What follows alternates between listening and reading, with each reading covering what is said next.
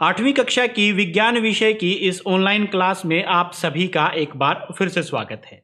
हम यहाँ पे अध्याय प्रकाश के बारे में पढ़ रहे हैं और इससे पहले हम प्रकाश के परावर्तन के बारे में पढ़ चुके हैं। हमने देखा कि किस प्रकार वस्तुएं हमें अलग अलग रंग की नजर आती हैं और वस्तुओं को देखने में जो हमारी सहायता करती है वो हमारी आंखें हैं। आंखों की बनावट और उनकी कार्य विधि के बारे में भी हमने पिछले वीडियो में जाना है।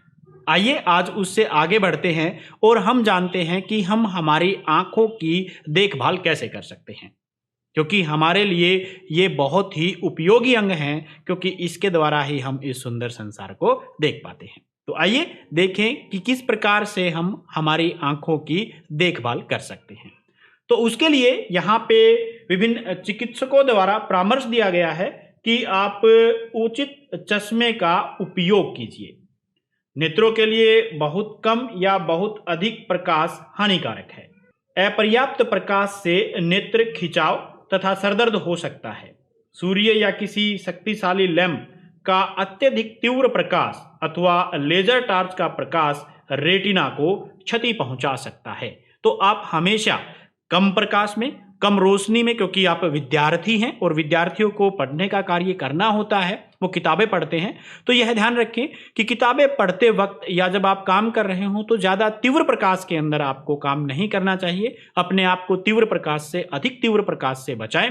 और इसके अलावा यह भी ध्यान रखें कि आपको कम प्रकाश से भी आपको अपने आप को बचाना है।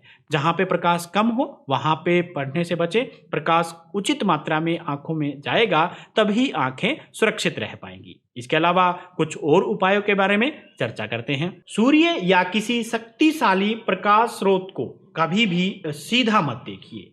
सूर्य की तरफ आपको कभी सीधा नहीं देखना चाहिए, क्योंकि उसका प्रकाश बहुत तेज, बहुत तीव्र होता है। अगर आप उसकी तरफ सीधा देखेंगे तो आपको कुछ देर बाद, आपने देखा होगा, आपने कभी देखा भी हो सूर्य की तरफ, तो आपने देखा होगा कि काफी देर तक आपको कोई भी वस्तु दिखाई नहीं देती। क्यों? क्योंकि वह हमारे आंखों के अंदर जो द्रव है उसको प्रभावित करता है। तो इसलिए कभी भी कोशिश कीजिए सूर्य के प्रकाश की तरफ या सूरज की तरफ या ऐसे ही किसी बहुत चमकीली वस्तु की तरफ लगातार ना देखें या उसकी तरफ ना देखें। अपने नेत्र को कभी मत रगड़िए। कई बार धूलकण जाते हैं तो हम अपने नेत्र को रगड़ना शुरू कर देते हैं। तो आपको ध्यान रखना है कि अपने नेत्रों को कभी रगड़ना नहीं चाहिए। यदि आपके नेत्रों में कोई धूल का कण गिर जाए तो नेत्रों को स्वच्छ जल से धोइए। यदि कोई सुधार ना हो तो डॉक्टर के पास जाइए, परंतु आपको अपनी आंखों को इस तरीके से करके रगड़ना नहीं चाहिए। क्यों नहीं रगड़ना चाहिए? क्योंकि आप अपनी आंखों को रगड़ोगे तो जो धूलकण है वो आपके जो आंखों के लेंस है उसको, या जो ऊपरी परत होती है हमारी आंख के गोले की, उसको प्रभावित कर सकती है, उसके ऊपर निशान डाल सकती है, जिसके कारण आपकी दृष्टि सदा के लिए खत्म भी हो सकती है या आपको दृष्टि दोष हो सकते हैं। तो इसलिए कोशिश कीजिए कि धूलकण, जब भी आपकी आंखों में कोई वस्तु गिर जाए या धूलकण गिर जाए तो आंखों को धो लीजिए या आप डॉक्टर के पास जा सकते हैं। और देखते हैं क्या आप आंखों की देखभाल के लिए कर सकते हैं। पठन सामग्री को सदैव दृष्टि की सामान्य दूरी पर रखकर पढ़िए। अपनी पुस्तक को नेत्रों के बहुत समीप लाकर अथवा उसे नेत्रों से बहुत दूर ले जाकर मत पढ़िए। आपको बहुत नज़दीक से भी नहीं पढ़ना चाहिए वस्तुओं के, और बहुत दूर तक भी नहीं पढ़ना चाहिए। यह आपकी विज्ञान की किताब है। कई बार बच्चे इस तरीके से करके बिल्कुल नज़दीक पढ़ते हैं। आपको ऐसे नहीं पढ़ना है, और ना ही उसको इतनी दूर से पढ़ना है कि उसको हम देख ही ना पाएँ, समझ ही ना पाएँ, क्योंकि उससे भी आँखों के ऊपर आँखों के जोर पड़ता है, जिससे कारण आँखें खराब हो सकती हैं। तो उसके लिए आप क्या करें, एक निश्चित दूरी कोशिश कीजिए, लगभग इतनी दूरी के ऊपर आप रखिए। आप अपने हाथ को सीधा कर सकते हैं इस तरीके से। तो इस तरीके से कम इतनी दूरी के ऊपर आप रखिए। 20 से 25 सेंटीमीटर की दूरी आपकी आंखों से किताब की होनी चाहिए, ताकि आपकी आंखों को किसी प्रकार का नुकसान ना हो। इसके अलावा ये तो कुछ सामान्य से तरीके थे जिसकी सहायता से आप अपनी आंखों की देखभाल कर सकते हैं, परंतु जैसा कि हम पिछली कक्षाओं में जान चुके हैं कि जो हम खाना खाते हैं वह भी हमारे शरीर के अंगों को प्रभावित करता है। यानी कि हमारे शरीर में विभिन्न प्रकार के पोषक तत्व भी हमारे शरीर को बनाए रखने में सहायता करते हैं, और क्योंकि आंखें हमारे शरीर का ही एक अंग है, तो उनके लिए भी कुछ पोषक तत्वों की आवश्यकता है। तो हम भोजन के द्वारा, संतुलित भोजन के द्वारा भी अपने आंखों को सुरक्षित रख सकते हैं। तो कैसा संतुलित भोजन लें, आइए देखते हैं। कक्षा छठी में आपने संतुलित आहार के बारे में सीखा था। यदि भोजन में किसी अवयव का अभाव है तो इससे नेत्रों की भी क्षति हो सकती है। भोजन में विटामिन ए का अभाव नेत्रों के अनेक रोगों के लिए उत्तरदायी है। यहाँ पे आप ध्यान रखें, विटामिन ए। तो इसका मतलब हमारे भोजन के अंदर विटामिन ए की मात्रा होनी चाहिए। इनमें सबसे अधिक सामान्य रोग रतौंधी है, जो आंख का रोग है। तो विटामिन ए की कमी से रतौंधी हो सकती है। तो यह आपको ध्यान रखना है कि अपने आहार में विटामिन ए जरूर लें। इसलिए आहार में विटामिन ए युक्त अवयवों को सम्मिलित करना चाहिए। विटामिन ए युक्त कौन कौन से अवयव हो सकते हैं, जैसे कच्ची गाजर है, फूल गोभी, हरी सब्जियां जैसे पालक तथा कोड लीवर तेल में विटामिन ए की प्रचुर मात्रा पाई जाती है। अंडे, दूध, दही, पनीर, मक्खन एवं फल जैसे आम तथा पपीता भी विटामिन ए से भरपूर होते हैं। तो यहाँ पे हमने समझा कि किस प्रकार से हम हमारी आंखों की रक्षा कर सकते हैं, उनकी देखभाल कर सकते हैं। आइए अब कुछ रोचक जानकारी लेते हैं विभिन्न जानवरों की आंखों के बारे में, कि किस जानवर में किस तरह की आंखें पाई जाती हैं। यह आपकी पाठ्यपुस्तक में भी है। तो चलिए देखते हैं ऐसी ही कुछ रोचक जानकारी के बारे में। यह आपकी पाठ्यपुस्तक के अंदर तितली का चित्र बना हुआ आपको दिखाई देगा। यहाँ पे विभिन्न प्रकार के जंतुओं के नेत्रों के बारे में जानकारी दी गई है। केकड़े के नेत्र बहुत छोटे होते हैं, परंतु इनके द्वारा केकड़ा चारों ओर देख सकता है।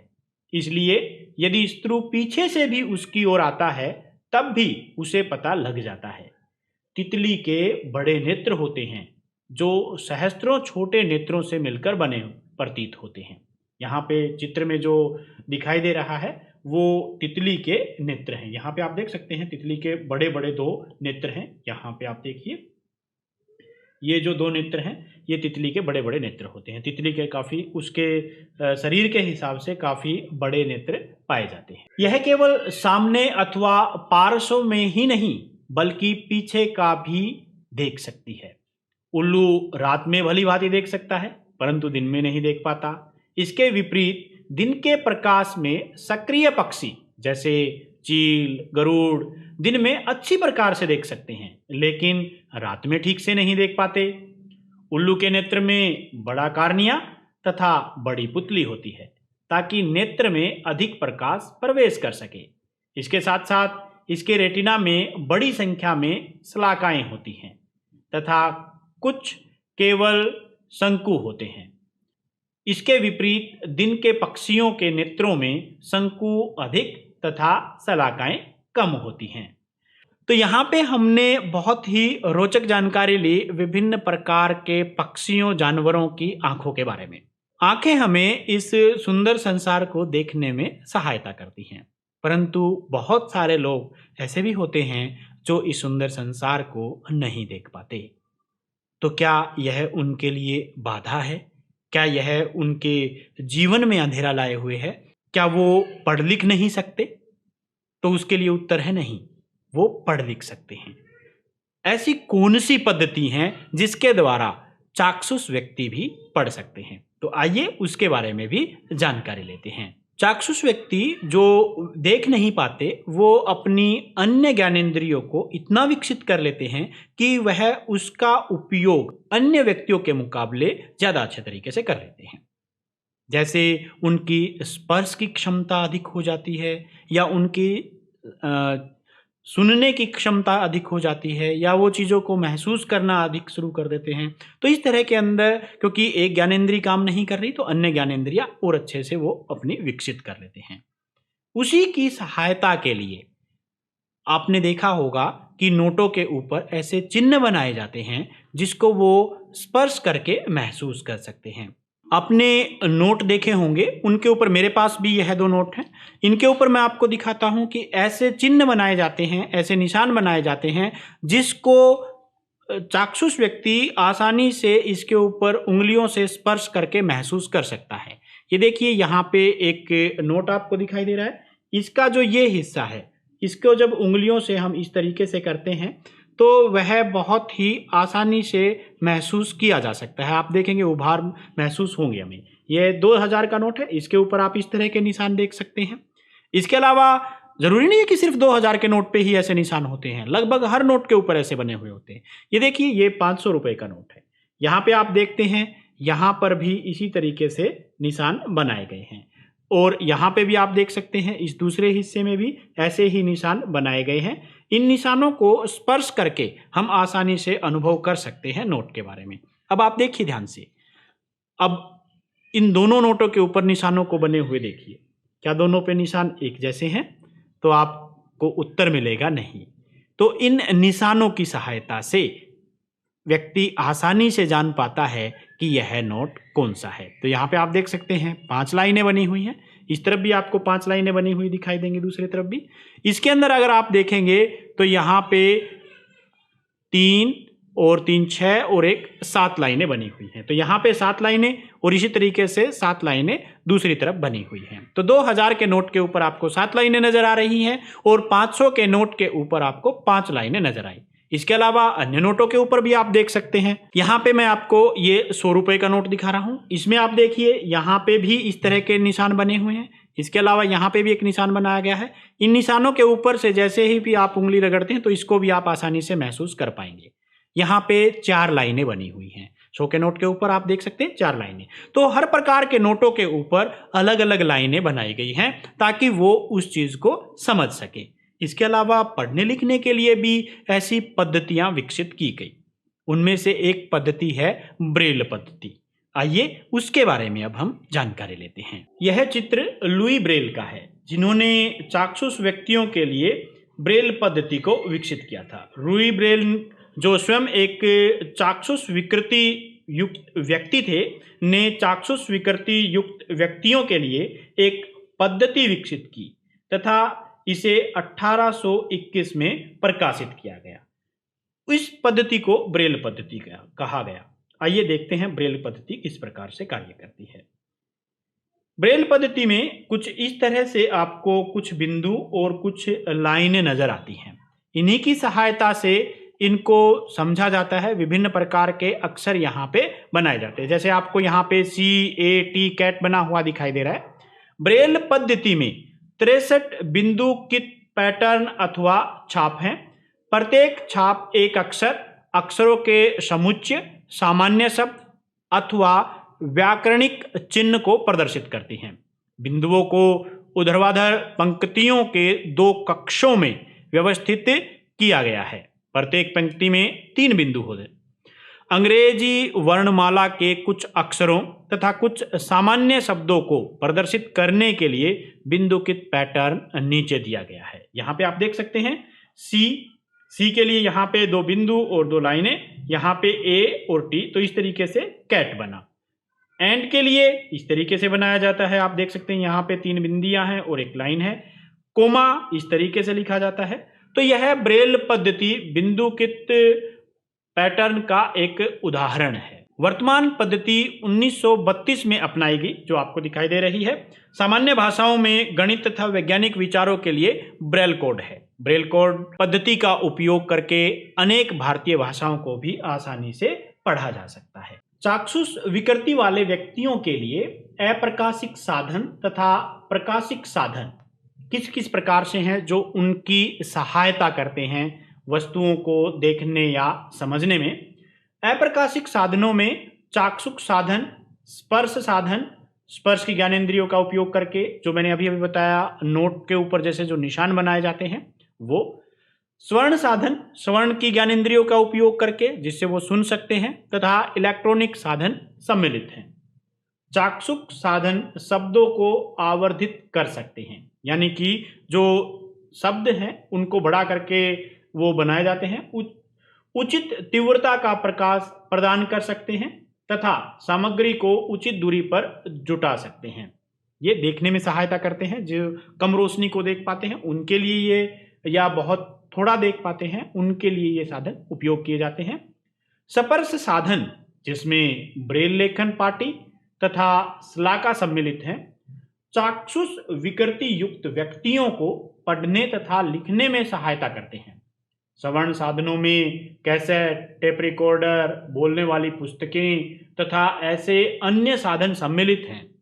बोलने वाले कैलकुलेटर तथा कंप्यूटर जैसे इलेक्ट्रॉनिक साधन भी उपलब्ध हैं, जिनके अनेक संगणना कार्य किए जा सकते हैं। बंद परिपथ टेलीविजन भी एक इलेक्ट्रॉनिक साधन है जो मुद्रित सामग्री को उचित विपर्यास तथा प्रदीप्ति के साथ आवर्धित करता है। आजकल स्वर्ण सीडी, जिसको आप सीडी कहते हैं, तथा कंप्यूटरों के साथ वाक् यंत्र भी वांछित विषय को सुनने तथा लिखने में अत्यधिक सहायक हैं। प्रकाशिक साधनों में द्विफोक्सी लेंस, संस्पर्श लेंस, रंजित लेंस, आवर्धक तथा दूरबीन साधन सम्मिलित हैं, जबकि लेंसों के संयोजन चाक्षुष सीमा बंधन के संशोधन के लिए उपयोग किए जाते हैं। दूरबीन साधन चाकबोर्ड तथा कक्षा प्रदर्शनों को देखने के लिए उपलब्ध हैं। तो यहाँ पे हमने देखा कि किस प्रकार से दृष्टिबाधित चाक्षुष व्यक्ति जो भी हैं वो भी आसानी से पढ़ लिख सकते हैं या वस्तुओं को समझ सकते हैं, और आज की नई प्रौद्योगिकी उसके लिए बहुत ही लाभदायक भी है। आइए अब ऐसे ही कुछ व्यक्तियों के बारे में चर्चा करते हैं जिन्होंने चाक्षुष होते हुए भी सफलताएं प्राप्त की। कुछ चाक्षुष विकृति युक्त भारतीयों को महान उपलब्धियां प्राप्त करने का श्रेय है। दिवाकर नामक एक प्रतिभा संपन्न बालक ने गायक के रूप में आश्चर्यजनक प्रदर्शन किए हैं। जन्म से पूर्णतया चाक्षुष विकृति युक्त श्री रविंद्र जैन ने इलाहाबाद से अपनी संगीत प्रभाकर की उपाधि प्राप्त की। उन्होंने एक गीतकार, संगीतकार तथा गायक के रूप में अपनी श्रेष्ठता को दर्शाया है। श्री लाल आडवाणी, जो स्वयं चाक्षुष विकृति युक्त हैं, ने भारत में विकलांगों के पुनर्वास तथा विशिष्ट शिक्षा के लिए एक संस्थान की स्थापना की। इसके अतिरिक्त उन्होंने यूनेस्को में ब्रेल समस्याओं पर भारत का प्रतिनिधित्व किया। अमेरिका की एक लेखिका एवं प्राध्यापिका हेलन ए केलर, जिसका चित्र आप यहाँ पे देख रहे हैं, संभवतः सर्वविदित तथा प्रेरक चाक्षुष विकृति युक्त महिला हैं। 18 महीने की आयु में उन्होंने दृष्टि खो दी थी, लेकिन उनके संकल्प तथा साहस के कारण वह एक विश्वविद्यालय से स्नातक की उपाधि ग्रहण कर सकी। स्टोरी ऑफ माई लाइफ 1903 सहित उन्होंने अनेक पुस्तकें लिखी। तो यहाँ पे हमने देखा कि ऐसे बहुत सारे व्यक्ति और उनके लिए बहुत सारे उपयोगी सहायक सामग्री उपलब्ध है। जो दृष्टिहीन हैं या दृष्टिबाधित हैं या चाक्षुष व्यक्ति हैं, उनके लिए इस तरह की वस्तुएं उपलब्ध हैं। नई टेक्नोलॉजी उनकी सहायता कर रही है। तो यहाँ तक इस अध्याय में हमने प्रकाश के परावर्तन, आंखें, उसकी देखभाल और ब्रेल पद्धति के बारे में जाना। उम्मीद है आप सभी को ये सारी बातें समझ में आई होंगी, और आपसे ये भी उम्मीद की जाती है कि जो बीच बीच में सारणी आपको बनाने के लिए या अभ्यास के लिए बातें बताई गई थी, वो भी आपने पूर्ण की होंगी। इसी तरह की अन्य सूचियाँ जिसमें आप ऐसे महान व्यक्तियों की सूचियाँ बना सकते हैं या ऐसे वैज्ञानिकों की सूचियाँ बना सकते हैं जिन्होंने प्रकाश या दृष्टिबाधित व्यक्तियों के लिए कार्य किया है। इसके अलावा आप अपनी पाठ्य पुस्तक में जो क्रियाकलाप दिए गए हैं उन क्रियाकलापों को भी कर सकते हैं, परंतु आपको एक चीज़ ध्यान रखनी है कि प्रकाश के जब क्रियाकलाप करें तो आपको लेजर अथवा सूर्य की तरफ आँखों को नहीं करना चाहिए, अर्थात लेजर का प्रकाश या सूर्य का प्रकाश आपकी आँखों में नहीं डालना चाहिए या उनकी तरफ सीधा नहीं देखना चाहिए। उससे आपकी आँखें सदा के लिए दृष्टिहीन हो सकती हैं, आप दृष्टिहीन हो सकते हैं, तो उस स्थिति से ज़रूर बचें। तो आज के लिए इतना ही। धन्यवाद।